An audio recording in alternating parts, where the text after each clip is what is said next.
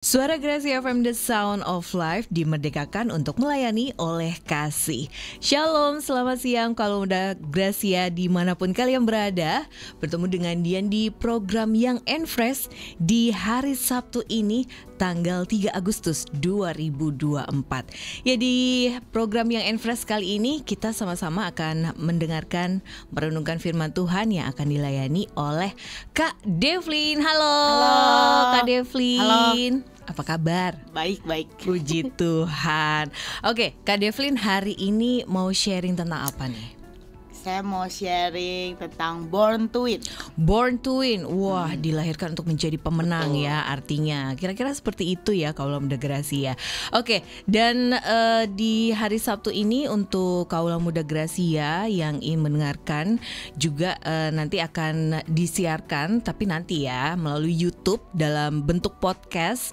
Jadi jangan lewatkan kesempatan kalian untuk menonton kembali ya dalam bentuk podcastnya dari Young and Fresh. Oke, nah untuk kalian juga yang hari ini mendengarkan secara live juga bisa bergabung ya di 0817-222-959. Oke, silakan Kak Devlin. Oke, kita berdoa dulu ya. Tuhan, terima kasih buat hari ini. Kami mengucap syukur untuk kesempatan yang Kau berikan. Untuk hari ini kami boleh mendengarkan firman-Mu. Hari ini kami boleh saling bagi firman Tuhan, biar setiap apa yang dibagikan Tuhan, biar itu gak cuma sekedar lewat begitu saja, tapi itu biar masuk dalam hidup kami jadi pelaku-pelaku firman-Mu. Kau yang berkati 1 jam ke depan ini, biar jadi seperti yang Kau mau. Biar setiap alat, setiap semua yang kami gunakan, fasilitas yang kami gunakan Tuhan, biar Engkau juga yang berkati, supaya tidak ada yang rusak, tidak ada kendala apapun Tuhan, semuanya lancar, berjalan dengan baik. Engkau juga berkati kami semua Tuhan, kru Suara Gracia juga, biar bisa menjalankan semuanya dengan baik. Terima kasih, kami serahkan 1 jam ke depan dalam tangan-Mu. Kau yang sertai di dalam nama Tuhan Yesus, amin. Amin. Oke, jadi tadi seperti judulnya ya, Born to Win. Nah, sebelum saya bagi, kita sepakat dulu ya, kita dilahirkan, kita diciptakan untuk menjadi seorang pemenang. Ya, benar nggak? Itu benar, dulu. Benar. Jadi kita sepakatin dulu, karena kalau nggak sepakat ya udah-udahan jadi enggak. Bener ya, bener banget ya. Jadi kita diciptakan, kita lahir, itu istilahnya apa ya? Destiny kita adalah menjadi pemenang. Ya. Pemenangnya apa? Enggak. Bukan berarti berarti saya lahir nanti saya jadi juara olimpiade. Enggak gitu juga. Tapi pemenang dalam kehidupan. Karena bagaimanapun setiap kita pasti punya pertandingan iman tersendiri, yang dimana gak bisa dibandingkan satu sama lain. Dan dulu saya pernah bagi, dan Tuhan itu sudah menetapkannya sesuai porsi kita. Ya, kita mau baca ayat dulu. Di Mazmur 139 ayat 13 sampai 14. Oke, saya bacakan ya. Sebab Engkaulah yang membentuk buah pinggangku, menenun aku dalam kandungan ibuku. Aku bersyukur kepadamu oleh karena kejadianku dahsyat dan ajaib. Ajaib apa yang Kau buat, dan jiwaku benar-benar menyadarinya. 15 ya, oke. Tulang-tulangku tidak terlindung bagimu ketika aku dijadikan di tempat yang tersembunyi, dan aku direkam di bagian-bagian bumi yang paling bawah. Matamu melihat selagi aku bakal anak, dan dalam kitab-Mu semuanya tertulis hari-hari yang akan dibentuk, sebelum ada satu pun daripadanya. Ya. Saya rasa 4 ayat ini sudah cukup mewakilkan betapa kita tuh dibentuk Tuhan sedemikian rupa. Pemazmur di sini bilang matamu melihat selagi aku bakal anak itu ya, teman-teman. Sorry to say, bakal anak itu kan kadang ya itu kan masih di dalam kandungan ibu kita, di kandungan mamah kita. Ada kemungkinan gak jadi nggak? Ya ada beberapa ya, ada yang akhirnya di tengah jalan tidak nyampe umurnya, akhirnya memang harus gak jadi gitu kan. Tapi Tuhan Yesus itu melihat kita itu selagi kita bakal anak, bukan selagi kita anak, tapi bakal anak, baru mau jadi gitu loh. Dan di situ ditulis, dan dalam kitab-Mu semuanya tertulis hari-hari yang akan dibentuk sebelum ada satupun daripadanya. Menurut saya, kenapa saya kasih tema Born to Win? Karena Tuhan itu sudah menulis hidup kita itu benar-benar kayak ya sebelum itu kejadian tuh sebenarnya sudah tertulis semuanya. Terus mungkin ada yang tanya, terus kenapa sih Kak aku kok jatuh dalam dosa berkali-kali? Kenapa sih Kak kok aku ngalamin kegagalan berkali-kali? Kenapa sih kok hidupku gak mulus? Padahal kan istilahnya udah ditulis sama Tuhan. Apakah Tuhan juga menuliskan itu? Menurut saya gini, setiap kita, Tuhan itu bukan Tuhan yang otoriter, bukan Tuhan yang kayak militer gitu loh. A ya A, B ya B. Kalau enggak kamu masuk neraka. Kalau enggak kamu apa gitu maksudnya. Tapi Tuhan itu adalah Tuhan yang penuh kasih. Dia memang menuliskan semua istilahnya rencana kehidupan kita. Dia menuliskan semuanya. Tapi balik lagi ada satu hal yang Tuhan berikan dalam hidup kita, yaitu free will, kehendak bebas. Jadi kadang kita mau ngikut yang mana? Mau ngikut kehendak bebas kita atau mau ikut kehendak Tuhan?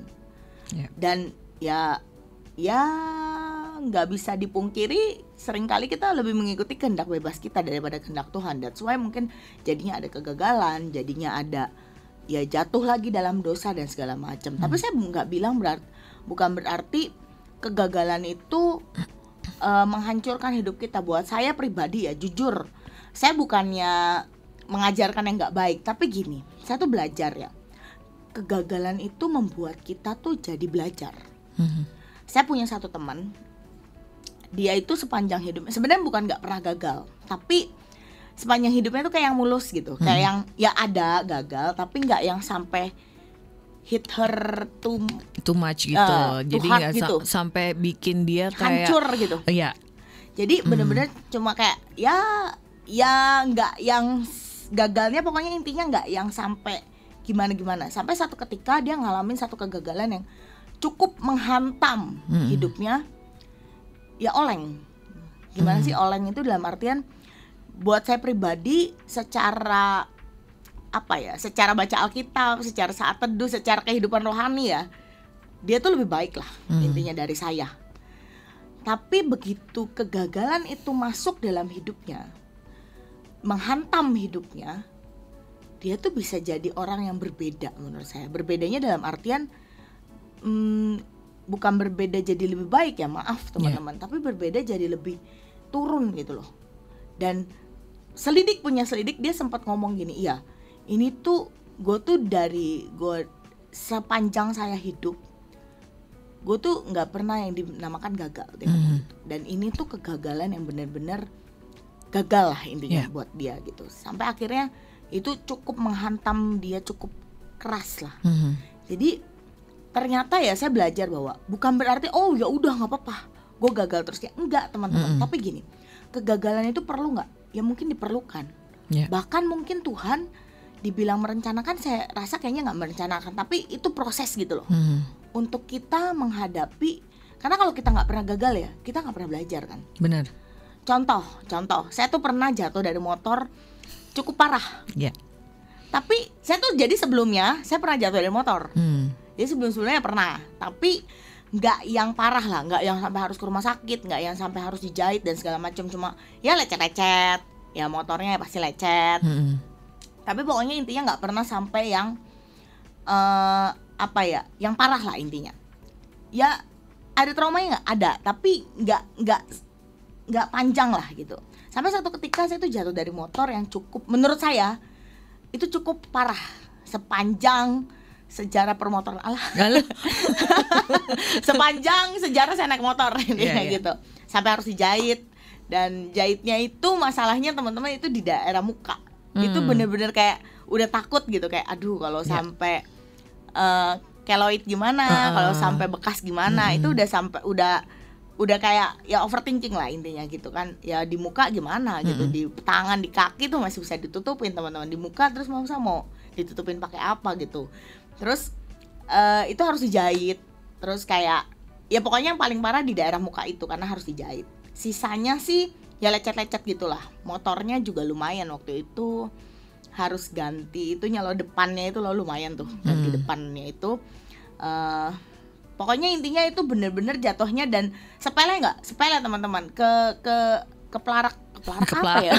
Kepleset. Kepleset Cepet pasir banget ya. Pasir, ada pasir. Ya matic kan motornya. Ya kalau teman-teman yang naik motor mungkin tahu kalau kita rem dipegang dua-duanya, ya udah itu udah rem terpakem gitu istilahnya. Tas ada pasir, jadi akhirnya tergelincir ya. Tergelincir, kepelarak ya. Tergelincir gitu. Terus dari situ akhirnya jadi belajar teman-teman. Belajar untuk apa? Untuk lebih hati-hati. Ada takut nggak? Ya ada. Tiap lewat tempatnya itu udah deg-degan saya. Kayaknya ada beberapa bulan, pokoknya untungnya saya tuh nggak selalu lewat. Jadi kayak nggak lama setelah itu akhirnya ya pindah rumah, jadi nggak harus lewat situ terus gitu. Tapi ada rasa deg-degannya kan, kadang suka ada harus ke arah situ, masih ada. Itu kayaknya nggak tahu saya berapa lama, tapi pokoknya kayak masih bekas gitu loh di pikiran saya, kayak masih aduh gitu, masih deg-degannya tuh masih ada. Tapi dari situ kan jadi belajar. Oh, harus lebih hati-hati. Jangan, kalau ada pasir ya harus pelan-pelan, harus yang jangan ngerem, maksudnya jangan ngebut juga dan segala macam. Tapi kan itu belajar. Dari jatuh itu jadi belajar. Tapi bukan berarti harus jatuh dari motor, enggak juga teman-teman. Tapi gini, ketika kita ngalamin kegagalan, itu bukan jadi satu hal yang menghancurkan hidup kita. Kalau saya selalu ngomong ke anak-anak, saya selalu bilang gini, it's okay kamu mau nangis, it's okay. Kamu mau berduka atas kegagalan kamu, misalnya atas apa, it's okay. Misalnya putus atau gimana, ya it's okay, kamu berduka dulu. Loh, itu wajar sekali loh, itu manusia banget. Jangan kita ngomong kayak, gak bisa, lu harus tetap kuat dong dalam Tuhan gini-gini. Gak bisa. Tetap ada waktu, memang take your time untuk berduka. Mungkin harus divalidasi dulu kali ya perasaannya. Karena, memang ini harus yang gue laluin gitu kan ya. Jangan sampai kita jadi denial gitu kan. Gak bisa nih, gue gak bisa nih, gue gak boleh. Bukan gak boleh teman-teman. Tapi balik lagi gini, ketika engkau berduka, engkau harus tahu batasannya. Gak bisa sepanjang hidupmu engkau berduka terus. Gitu kan. Kehilangan apa misalnya, ya take your time untuk grieving, untuk berduka gitu. Tapi kan ada waktunya, ada batasnya sampai di mana. Oke, gue harus bangkit lagi. Oke, saya harus semangat lagi. Seperti itu. Karena gini, mental pemenang itu harus ada mentalnya. Karena kalau engkau tidak punya mental pemenang, ya bye gitu. Istilahnya ya you are loser gitu. Karena untuk menjadi seorang pemenang tuh pertama tuh harus ya mental dulu. Kamu harus punya mental itu. Kalau kita lihat ya, ini kan lagi hype-nya Olimpiade. Olimpiade ya. Teman-teman, saya nggak ngikutin Olimpiade, tapi saya tahu untuk nyampe ke Olimpiade itu nggak bisa hari ini lo latihan besok Olimpiade. Itu take time. Contoh yang saya agak paham itu badminton. Badminton itu untuk masuk ke Olimpiade dia harus ngumpulin poin 1 tahun sebelumnya. Jadi ini Olimpiade 2024 nih. 2023 dia tuh udah harus main di mana main di mana. Kan ada beberapa tuh kejuaraan bulu tangkis kan banyak ya. Dia harus main di mana, harus ngumpulin poin. Jadi pokoknya ada hitungannya, ada poinnya. Kalau dalam setahun itu nggak nyampe, dia harus tunggu berarti 4 tahun lagi untuk ikut Olimpiade lagi. Dan belum tentu usianya masih cukup. Ya kan. Ya Olimpiade 4 tahun ya, benar 4 tahun sekali. Dan itu ajang yang sangat bergengsi untuk kayaknya seluruh dunia cabang olahraga. Betul. Karena pokoknya itu yang diincar gitu. Kalau belum juara Olimpiade tuh kayaknya belum afdol jadi atlet lah istilahnya gitu. Jadi untuk meraih ke sana, kalau seorang atlet tidak punya mental pemenang, ya dia kayak aduh kalah lagi, aduh pertandingan lagi, aduh ini lagi, latihan lagi, itu lagi. Dia yang ada akan ngeluh. Dan ya nyampe nggak nyampe. Itu untuk masuk ke Olimpiadenya doang nih, yang belum tentu akan jadi juara. Ya kan, Olimpiade sekian banyak, ada penyisihan, nanti baru semi, baru nanti quarter, perempat, baru nanti semi dan segala macam. Jadi baru masuk Olimpiade tuh masih ada perjalanannya lagi. Gak bisa kita cuma nyantai-nyantai gitu. Gak bisa kita kayak yang udah masuk Olimpiade ya udahlah nggak usah latihan, nggak usah. Enggak, tetap harus latihan untuk ya mau jadi juara enggak pertanyaannya. Tujuan masuk Olimpiade apa? Setiap atlet mungkin yang ditanya tujuan kau masuk Olimpiade apa? Ya jadi juara. Nggak ada yang bilang ya masuk ya syukur, enggak ada. Saya rasa semua pasrah gitu nggak ada ya untuk saya rasa atlet semua ya? atlet pasti punya punya ambisi untuk dia masuk Olimpiade dan jadi juara. Nggak cuma sekedar masuk. Jadi teman-teman, dalam kehidupan kita nih punya proses yang Tuhan sudah tuliskan lah, yang sesuai dengan kemampuan dan porsi kita. Jadi jangan sampai, ya tadi yang saya cerita, jangan sampai kayak teman saya yang begitu kegagalan menghantam hidupnya, menjadikan dia hancur. Bangkit lagi enggak? Puji Tuhan akhir-akhir ini dia cukup bangkit lagi, tapi sayangnya ya saya nggak tahu sih. Masih ya saya nggak saya terlalu ngikutin kehidupan rohani ya. Saya juga nggak mau ngejudge ya, karena kan saya juga nggak tahu toh hubungan dia sama Tuhan kan ya cukup dia dan Tuhan yang tahu. Tapi sejauh ini sih ya masih berproses lah teman-teman. Yang tadinya memang benar-benar on fire banget, sampai akhirnya ya bisa dilihat, bisa dibilang ya redup. Karena ya saya rasa itu karena kegagalan itu, dan kegagalannya tuh cukup bertubi-tubi. Ada beberapa hal yang menghantam lagi gitu. Dan akhirnya ya gimana sih istilahnya, jatuh lah bisa dibilang gitu. Tapi gini, kegagalan tuh baik. Karena itu tadi saya bilang kita belajar. Sama kayak tadi saya jatuh dari motor ya, jadi belajar hati-hati. Apalagi sih kegagalan misalnya ujian. Puji Tuhannya kan kalau ujian ada remet ya. Kadang ada, kadang enggak ya. Kadang ada remet, tapi kan kalau sampai ya ada kegagalan misalnya gak naik kelas. Tapi apakah engkau mau meratapi itu sampai setahun? Gak naik lagi nanti yang ada. Yang ada apa? Ya udah nggak naik. Saya tuh paling sebel ya sama orang-orang yang kadang tuh, oh ya ini gue nggak naik karena ini rencana Tuhan dalam hidup gue. Aduh, saya tuh rada gatel gitu. Maksudnya gini, masa Tuhan kayak yang iseng gitu loh, kayak ya udah ini anak nggak naik aja nih biar itu. Enggak lah. Saya yakin ada unsur ya ada di kesalahan di kamu lah. Ada kesalahan di kita lah. Tadi yang saya bilang kita punya free will, kita punya kehendak bebas gitu. Balik lagi mungkin tadi ya, nggak mungkin Tuhan tuh merancangkan kegagalan untuk kamu gitu misalnya ya. Proses tapi saya rasa kegagalan kayaknya enggak ya. Karena tadi saya bilang kita punya free will, kita mau ikut kehendak bebas atau kita mau ikut kehendak Tuhan. Ya seringkali kita ngambilnya kehendak bebas kan. Karena kehendak Tuhan tuh gak sering, kayaknya selalu gak sama dengan yang kita pengen. Belum kita mungkin udah protes kok harus kayak gitu sih. Kayak kita gitu berdoa. kan, ya? Jujur ya, nih, saya punya pengalaman gini. Saya tuh kan orangnya kurang sabar ya. Saya tuh pernah berdoa sama Tuhan waktu itu. Tuhan, saya pengen jadi orang yang sabar sih. Dan hari itu teman-teman, bisa satu hari itu langsung dikabulkan Tuhan ya. Ya, saya mengalami masa dimana kayak semua membuat kesabaran saya habis. Tapi dari situ ya, saya tuh merenungkan kan, kayak saya tuh minta kesabaran ya. Tapi kenapa gini amat ya? Tapi saya tuh merenungkan gini, kalau kita tahu dari mana kita udah sabar, kalau kita nggak praktek, benar, ya kan? Kita tahu dari mana tingkat kesabaran kita meningkat, kalau kita nggak praktek. Kalau situasi adem ayem ya sabarlah. Tapi nggak ada tantangannya gitu kan. Sama teman-teman, mungkin beberapa di antara kalian berdoa minta apa ya, mungkin seolah-olah ya kenyataannya tuh sebaliknya gitu. Tapi itu adalah hal yang mungkin Tuhan emang ya udah kan minta sabar. Ya udah hari itu hadapilah orang-orang yang yang menyebalkan gitu.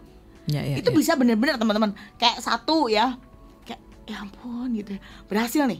Ada lagi bisa kayak jadi kayak beruntut gitu untuk membuat hilang kesabaran hari itu. Tapi dari situ saya merenung. Iya ya. Saya tuh pernah menanyakan hal yang menarik waktu itu ke salah satu pemimpin rohani. Saya tuh pernah nanya gini, Tante, kenapa ya Tuhan itu menempatkan pohon pengetahuan di Taman Eden? Kan Tuhan bilang jangan makan. Ya kenapa nggak ya udah aja jangan taruh. Jangan taruh situ gitu ya. Nah, Tante ini jawab dengan cukup bijak. Devlin, gimana kita tahu seseorang bisa dipercaya? Contoh, misalnya Tante minta kamu jagain rumah. Gimana Tante bisa percaya kamu bisa jagain rumah kalau Tante nggak kasih kuncinya? Yeah. Dia kasih perumpamaan itu dan sampai hari ini saya masih ingat. Oh, ternyata mungkin Tuhan dalam tanda kutip ya sengaja taruh pohon itu untuk melihat seberapa bisa Adam dan Hawa itu menguasai dirinya untuk tidak makan itu. Yeah. Toh sebenarnya ya gini loh teman-teman, kalau ya saya nggak tahu sih ya karena saya nggak di posisi, nggak di TKP saat itu gitu ya. Tapi gini, sebenarnya perintah Tuhan hari itu simpel banget kan. Kamu boleh makan semuanya, tapi itu kamu nggak boleh makan cuma satu pohon kan. Waktu itu kayak saya nggak tahu, kata orang ada 2 pohonnya, tapi ya whatever sesuai lah ya, interpretasi masing-masing lah ya. Cuma pokoknya intinya menurut saya taruhlah cuma 1 pohon itu. Yeah. Cuma 1 itu kamu nggak boleh makan. Teman-teman kalau di posisi itu ya kayaknya ya gampang ya sebenarnya. Bener gak sih? Bener. Kecuali kamu cuma boleh makan 1, yang lain kamu gak boleh makan. Itu akan lebih sulit mengendalikan diri. Karena clue-nya tuh jelas gitu ya, kan ya. Itu akan lebih sulit mengendalikan diri gitu kan. Tapi hari itu adalah kamu boleh makan semuanya, 1 ini kamu gak boleh makan, cuma 1 nih. Tapi iblis pinter. Dia ngomong, mas kamu gak mau cobain sih? Seolah-olah kan ngomong gitu kan. Mas kamu gak mau coba? 1 aja mah gak apa-apa. Padahal Tuhan ngomong loh, tidak boleh sama sekali. Gak bilang ya udah 1 gak apa-apa lah. Berarti gitu. Rate-nya itu ya 5 ya, gak boleh ya. Kalau rate 1 sampai 5 rate 1 misalnya boleh, rate 2 ya gimana, 5 itu benar-benar gak boleh. Pokoknya benar-benar gak boleh. Megang aja gitu tuh jangan. Istilahnya bisa dibilang kayak megang aja jangan. Bener gak sih? Tapi hari itu iblis memperdaya Hawa sedemikian rupa sampai akhirnya dia tuh tertarik. Padahal mungkin buah-buah pohon yang lain lebih menarik mungkin. Ya kan, ada yang bilang itu bentuknya kayak apel, apalah, whatever lah. Tapi mungkin kan hari itu kok bisa Hawa tuh dengan mudahnya ya, mungkin conversationnya nggak nyampe lama kali ya, ngobrolnya mungkin nggak nyampe lama, tapi dosanya teman-teman sampai hari ini. Bener nggak sih? Bener. Dosanya tuh sampai hari ini. Kalau Tuhan Yesus nggak mati, wah selesai kita semua. Jadi kesalahan yang sangat kecil sebenarnya. Mungkin conversationnya, mungkin ngobrolnya cuma ya mungkin 5 menit, mungkin 15 menit, kita gak tahu. Tapi dosanya, efeknya sampai hari ini. Jadi hati-hati dengan kehendak bebas yang kita pilih. Jangan sampai efeknya tuh sampai saat ini. Kadang-kadang kegagalan itu menghantui kita seumur hidup, benar gak sih Devlin?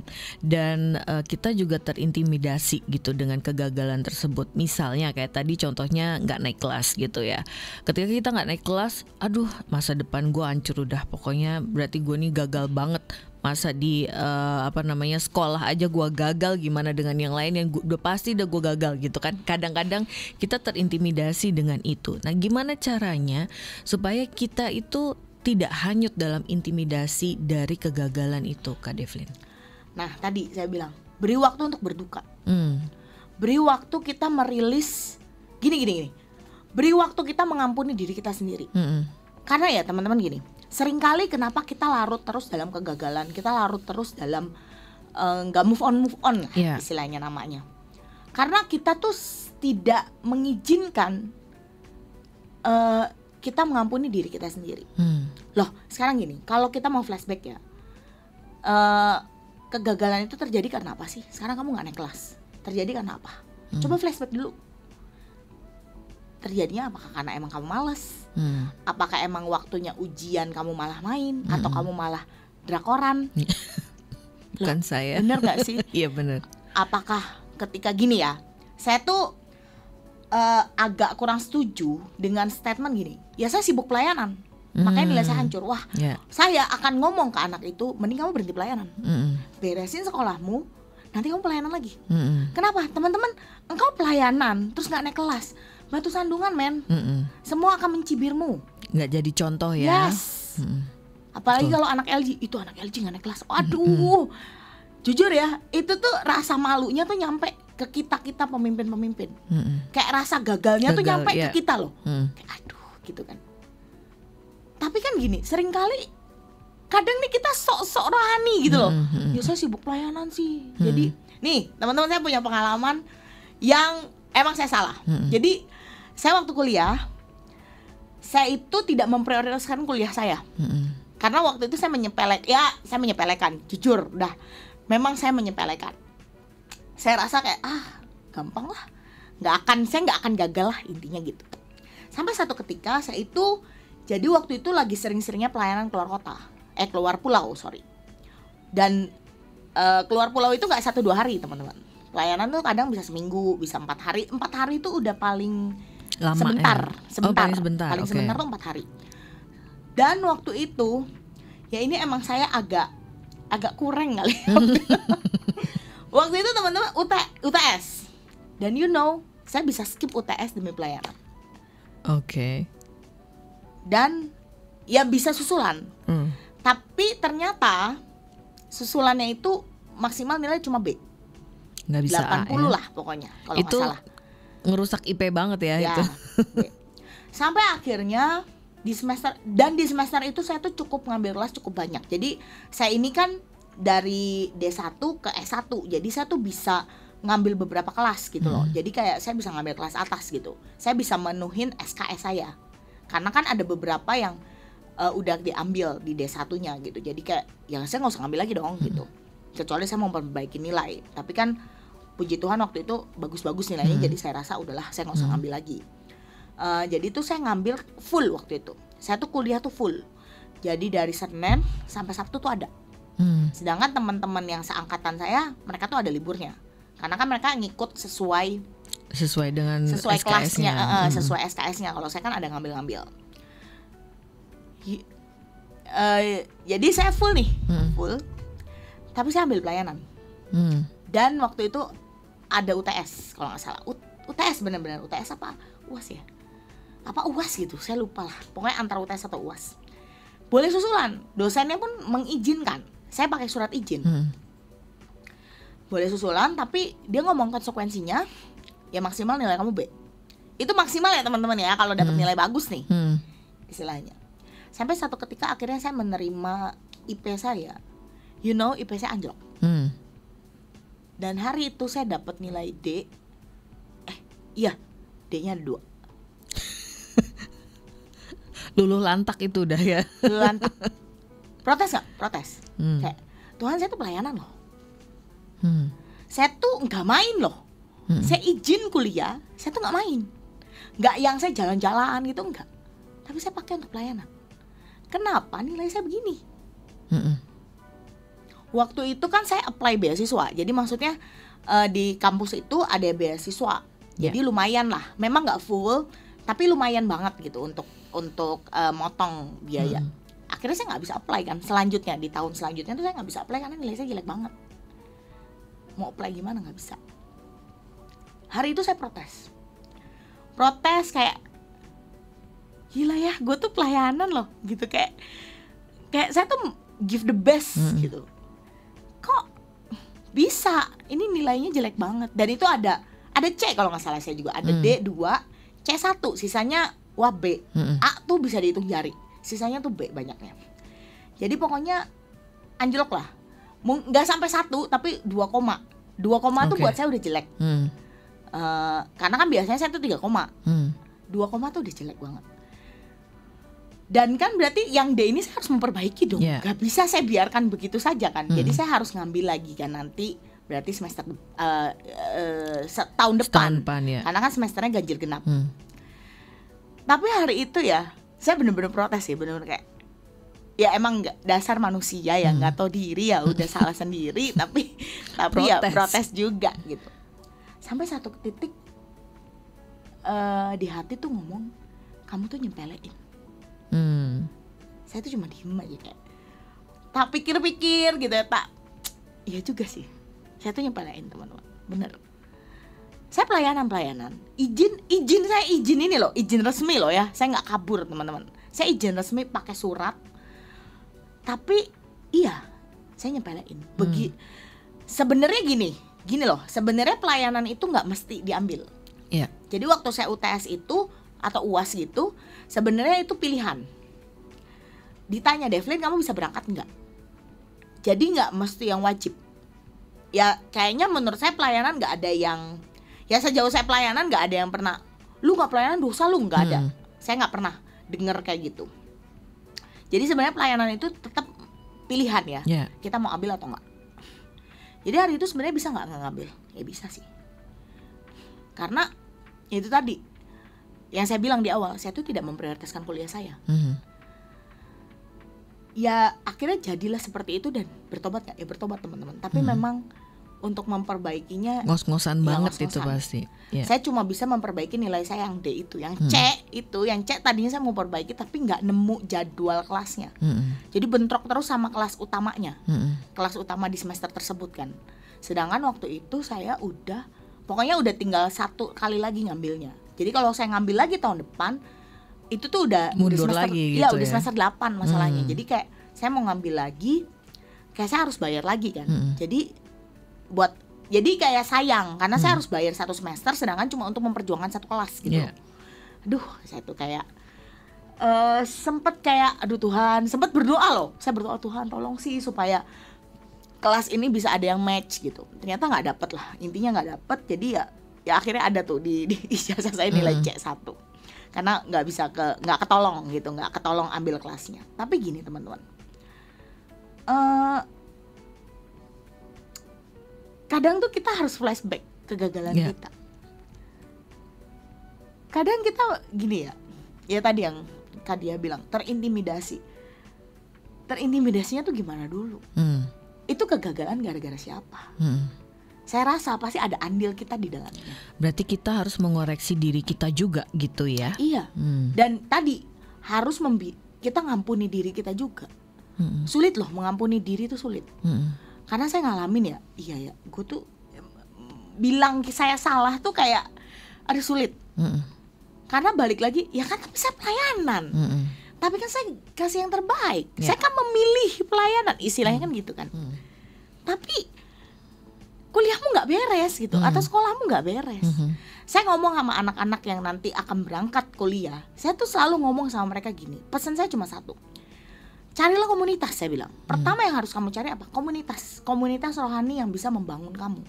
Whatever, apa aja, selama yang mereka sembah Tuhan Yesus, itu udah masuk aja. Saya bilang gitu, gak usah A, B, C kriteria, gak usah. Pokoknya selama yang disembah Tuhan Yesus, udah itu pasti bener, ya kan? Intinya kan itu. Terus kedua, kalau kamu bisa pelayanan lah. Tapi bila pelayananmu merusak kuliahmu, ingat kamu kesana buat apa? Saya bilang, pelayanan atau buat kuliah. Kalau kamu buat kuliah, kuliahlah dulu. Bukan berarti kata C. Devlin gak usah pelayan. Bukan teman-teman. Konsepnya gini, saya selalu ngomong pokoknya gini, kalau pelayananmu merusak kuliahmu, merusak sekolahmu, mending berhenti dulu deh. Perbaikilah kuliahmu, perbaikilah sekolahmu. Baru nanti engkau masuk pelayanan. Supaya apa? Jadi berkat. Percuma loh ya kamu pelayanan tapi orang melihat, itu pelayanan tapi nilainya jelek. Itu pelayanan tapi gak naik kelas. Jadi bahan cemoohan malah ya. Bukan bahkan, Tuhan yang dipermuliakan akhirnya gitu kan. Bahkan gak jadi berkat mungkin sama temanmu yang beda agama misalnya, atau yang belum kenal Yesus. Loh, kita hidup kita ini kan mencerminkan siapa Tuhan. Kalau hidup kita berantakan, ya apa yang kita cerminkan? Kalau hidup kita tidak jadi berkat, apa yang kita cerminkan? Ya kan? Gak ada. Yang ada ya itu tadi, jadi batu sandungan. Betul. Born to win, jadi pemenang. Kamu lahir jadi pemenang. Tapi kalau hidupmu berantakan, gimana? Berarti engkau nggak bisa memenangkan dirimu sendiri. Menangin diri sendiri dulu, baru kamu bisa ngomong saya mau jadi pemenang di dalam bidang yang lain.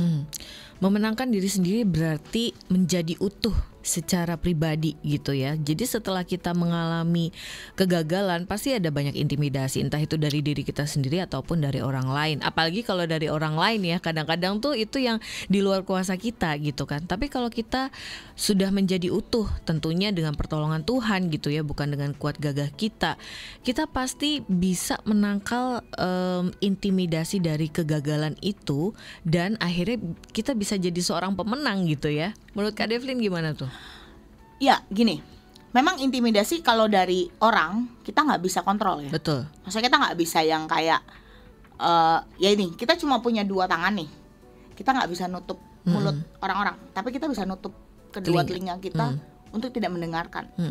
Terutama orang-orang yang menurut saya tidak punya andil positif dalam hidup kita. Orang-orang yang sukanya nyinyir terus, sukanya apapun yang kau kerjakan diomong terus, cari celahnya ya, aja gitu ya. Mau engkau baik juga tetap diomong gitu ya. Tapi kan kita punya pilihan untuk kita tutup telinga atas itu semua. Nah tadi yang dia bilang, kalau kita sudah jadi utuh, kita sudah mengampuni diri kita, kita sudah merilis itu, saya rasa hal itu akan dengan mudah kita bisa memilih mana yang harus kita dengar, mana yang kayaknya nggak perlu kita dengar. Karena gini, kadang ada intimidasi yang seringkali mungkin bisa jadi cambukan. Cambukannya dalam arti gini, lu mah pelayanan mulu tapi nggak naik kelas misalnya gitu kan. Misalnya ya mungkin dari mana, dari temen lah, dari mana lah gitu. Intimidasi nggak? Intimidasi. Karena itu ya nggak naik kelas tuh ya, nggak cuma setahun loh teman-teman. Kayaknya lifetime loh. Kadang ya jadi bahan cemoohan juga, kadang jadi bahan bercandaan gitu ya. Kayaknya lifetime lah kalau nggak naik kelas tuh menurut saya. Apalagi kalau ketemu sama teman-teman yang tahu gitu. Kalau kita nggak pindah sekolah kan ya tahu. Itu labelnya, jadi itu jadi kayak label buat kita gitu ya. Si ini yang nggak naik kelas itu nggak naik kelas ya gitu. Kadang guru juga.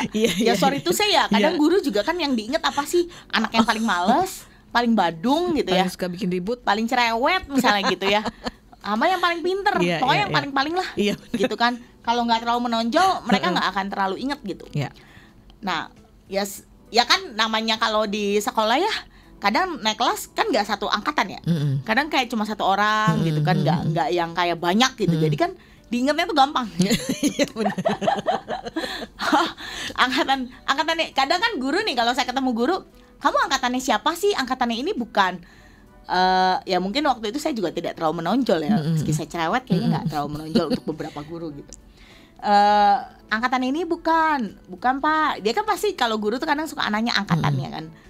Kadang kalau mungkin ya nggak naik kelas, ya waktu itu nggak naik, itu kan sebenarnya ada malu ya. Tapi gini, kalau kita udah menang atas diri kita, itu akan jadi satu hal, kekonyolan. Konyol ya. Nah dulu saya nakal Pak, dulu saya nggak bener belajarnya, makanya saya nggak ini. Cuma ya tapi kan dengan engkau sukses, dengan engkau sekarang mungkin ya jadi sesuatu yang baik, orang tuh bisa lihat, meski nggak naik, dia tuh ternyata bisa juga ya meraih kesuksesan. Bener. Jadi nggak naik itu bukan akhir segalanya. Bener. Nah itu yang saya bilang, intimidasi orang itu bisa berubah menjadi suatu cambuk untuk hidup kita. Bukan berarti gini, lihat ya, nanti kalau gue udah ini, bukan untuk niatnya balas dendam ya, tapi lebih kayak, nih gue mau tunjukin bahwa it's okay gue gak naik kelas, itu tidak bisa diubah. Kita gak bisa ngubah masa lalu kan, tapi masa depan tuh kita bisa ubah. Bener. Saya jadi ingat satu teman saya dulu itu, dia itu gak naik kelas, jadi satu angkatan dengan saya, dan emang super duper badung gitu orangnya ya. Ujian aja minta contekan gitu kan. Waktu itu sempat minta contekan ke saya dan saya nggak kasih gitu kan. Tapi sekarang karena media sosial itu cepet banget dan kita tuh update live di media sosial kan. Saya lihat dia tuh menjadi seorang entrepreneur yang luar biasa gitu. Dia itu bisa sampai dalam artian bisa jalan-jalan ke luar negeri, bisa sampai padahal dulu tuh dia nggak naik kelas loh gitu. Ini yang dulu nggak naik kelas loh, tapi ternyata masa depan dia itu bisa dia ubah gitu. Jadi masa lalu dia itu tidak menentukan masa depan dia gitu kan. Itu proses gitu loh. Jadi saya cuman amazed gitu ya.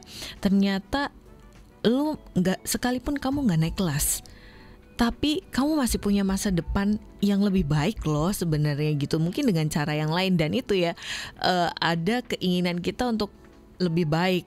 Tadi ya menerima kegagalan itu gitu. Kemudian mengoreksi diri dan menjadikan diri kita secara utuh gitu ya. Akhirnya kalau kita sudah utuh, melihat kegagalan itu jadi satu kekonyolan mungkin ya. Dan bodoh banget sih waktu itu gitu kan istilahnya gitu. Bener, dan memang nggak ada medan perang yang nggak sulit. Kita masing-masing punya medan perang sendiri-sendiri gitu ya. Dan kalau atlet kita lihat mereka harus latihan hampir tiap hari. Mungkin kalau orang latihan tuh kan capek ya. Saya ingat nge-gym itu ya walaupun cuma sekali, maaf itu tuh capeknya tuh bisa sampai berminggu-minggu gitu. Gimana atlet gitu kan yang tiap hari tuh. Emang iya berminggu-minggu? Iya.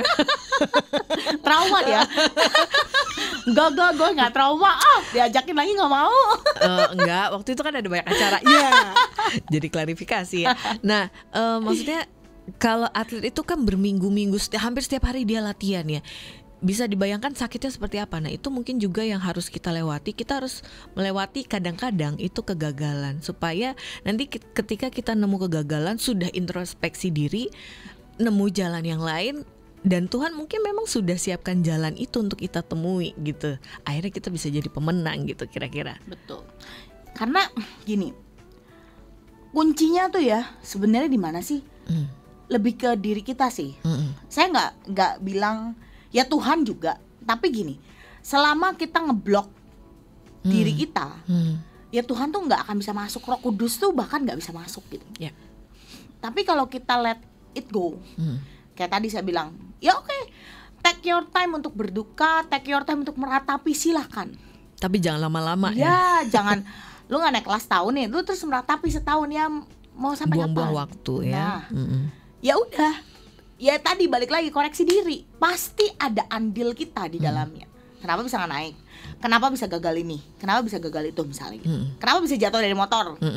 Ya ada andil saya, ya ada. Saya mau nyalip waktu itu, gak sabar. Padahal sih sebenarnya dibilang buru-buru juga kagak saat itu. Masih banyak, jadi saya mau berangkat latihan lah pokoknya. Tapi gak mepet waktunya tuh sebenarnya. Ya kalau saya gak buru-buru, kalau saya sabar juga sebenarnya ya nyampe juga kan. Nah waktu itu poinnya apa? Oh saya nggak sabar. Saya mau nyalip, ternyata yang disalipnya makin mepet. Akhirnya saya harus ngerem. Dilalanya apa ya? Kebetulannya itu sampai nyari nih ya di otak. Thank you loh.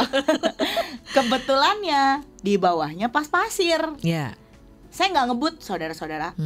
Bener. Saya waktu itu paling berapa ya? 20-40 lah. Itu standar lah. Standar. Tapi jatuh, dan jatuhnya lumayan. Itu aja standar udah jatuh ya. Jadi ada kan kalau kita koreksi, kalau kita istilah flashback ada. Yang apa namanya? Ya emang ada andil kita di dalam kegagalan tersebut. Tapi biarkan itu menjadi proses yang kita terima. Oh ya udah, next. Berarti jangan begitu lagi. Gak naik kelas, karena apa? Malas, karena drakoran, karena nggak dengerin guru dengan baik. Ya next, ayo perbaiki. Kalau bisa di tahun ini kan kamu udah pernah ngulang nih, jadilah juara kelas. Loh, even orang ngomong lah nggak naik sih, jadi whatever. Yang penting saya buktikan, oh ya dari zero to hero. Lo bener gak sih? Bener. Hal itu bisa jadi cambuk loh. Kayak oke, gue gak naik, tapi kan ini sebenarnya kan bisa dibilang ngulang pelajaran kan. Ya berarti gue harus lebih pintar daripada yang baru naik dong. Betul, jadilah juara kelas gitu. Wow. Ya bener gak sih? Bener. Kayak gitu. Jadi meski memang mungkin kalau buat saya ya, mungkin orang lain akan mencibir, akan mencemooh, tapi ya kalau kita utuh, kalau kita menang ya, kayak ya udah terserah.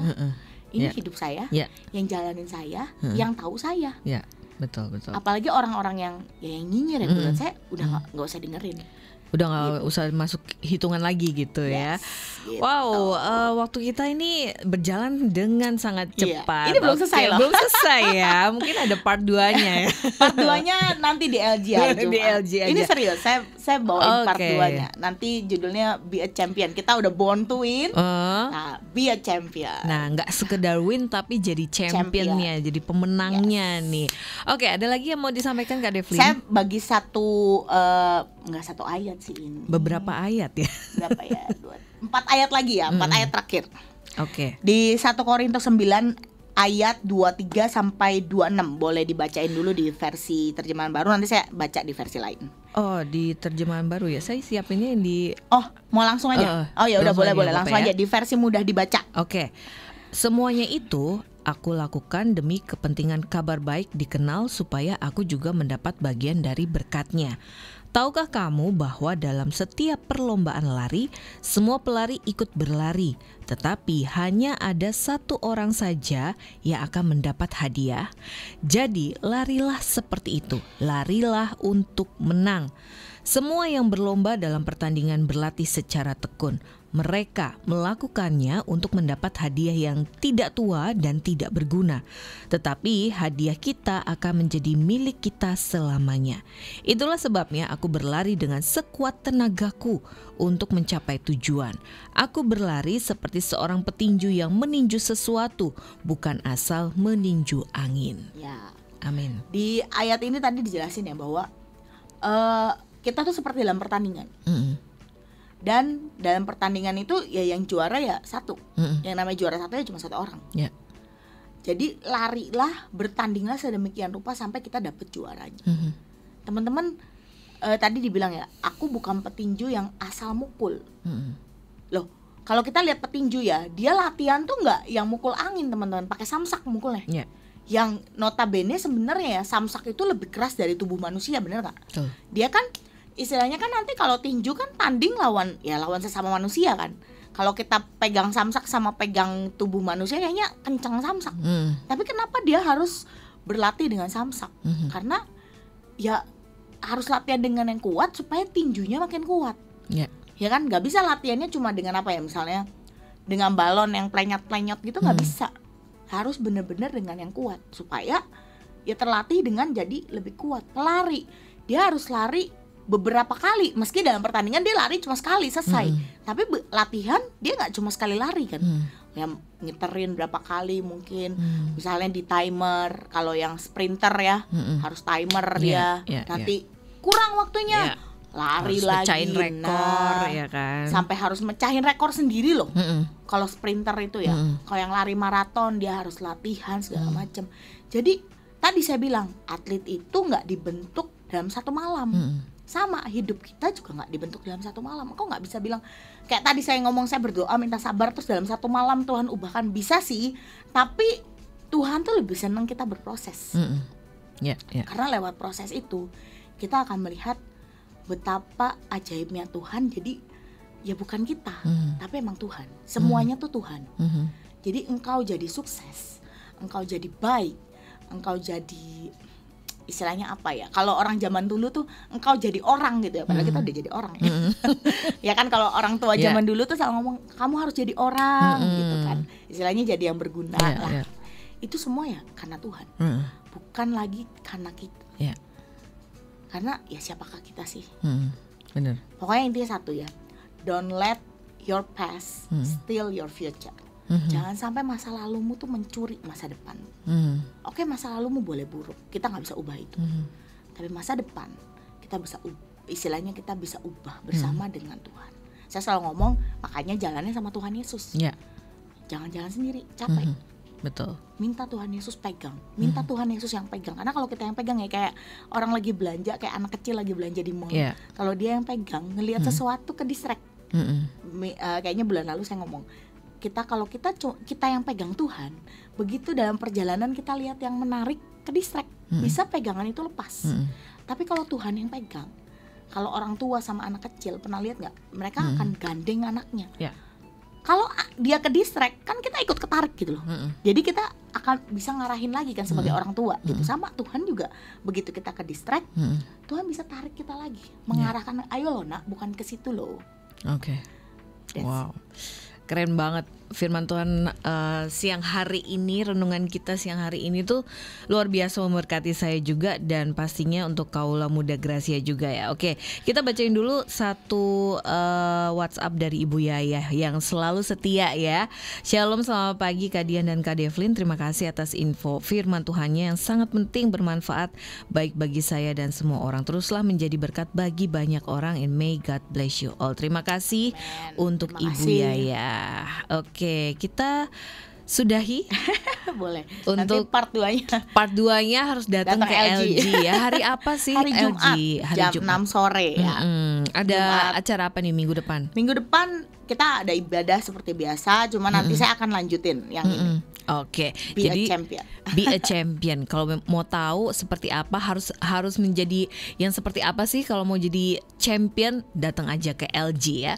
Oke, kita langsung doa saja untuk menutup akhir dari program yang Enfresh yang hari. Terima kasih. Silakan Devlin. Tuhan, terima kasih buat hari ini. Kami mengucap syukur kalau hari ini kami boleh dengar sebagian dari firman-Mu. Tuhan, biar setiap apa yang sudah kami dengar, setiap firman yang sudah ditabur itu tidak kembali dengan sia-sia, tapi benar-benar itu jadi satu benih dalam hidup kami yang gak cuma kami abaikan, tapi itu akan kami sirami Tuhan, biar benih itu berakar, bertumbuh dan berbuah dalam hidup kami. Terima kasih buat hari ini, terima kasih buat firman-Mu, biar sepanjang hari ini kami serahkan semuanya dalam tangan-Mu, biar Engkau yang sertai kami semua. Terima kasih di dalam nama Tuhan Yesus. Amin. Amin. Terima kasih Kak Devlin sudah berbagi dengan Sama-sama. keluarga Gracia semuanya dan juga kaula muda Gracia. Untuk kalian yang mau mendengarkan kembali program ini bisa di podcast ataupun di Spotify Radio Suara Gracia FM dan juga di YouTube Radio Suara Gracia FM. Kita ketemu lagi di minggu depan dengan narasumber yang lainnya di program yang Enfresh. Bye-bye.